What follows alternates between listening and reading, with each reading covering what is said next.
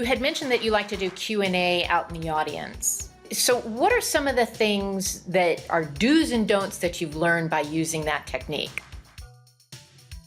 You never hand somebody the microphone. You know, we've seen it where they have the microphones in the stands, you know, scattered throughout the audience. Well, how do you stop that person?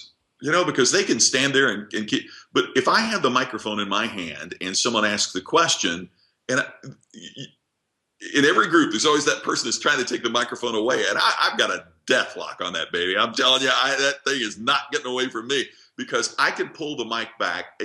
That is the control. And so you never hand the microphone to anyone else. And that's part of how you maintain control. And that's why I like it, is that I can be in the audience and, you know, if I point to somebody in the audience to ask a question and they have a hard time expressing it, or they drone on too long, it's harder for me to control that from the stage without seeming too autocratic about it.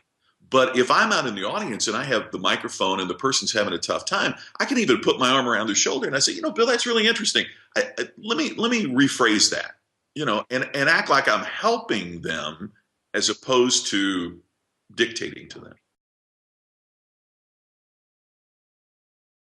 The great interviewers and the great moderators always have the next question based upon what's just been said.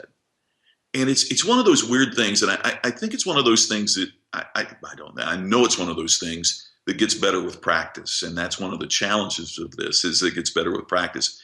But it's almost like you have to be of two minds simultaneously. One mind focusing on what that person is saying and how you might follow up and get, you know, either follow up on that question that's just been asked to get them to illuminate the point a little bit more, or, you know, that natural follow-up question. While simultaneously, you're kind of scanning the audience and seeing the person that you think can ask that next question that will be of value.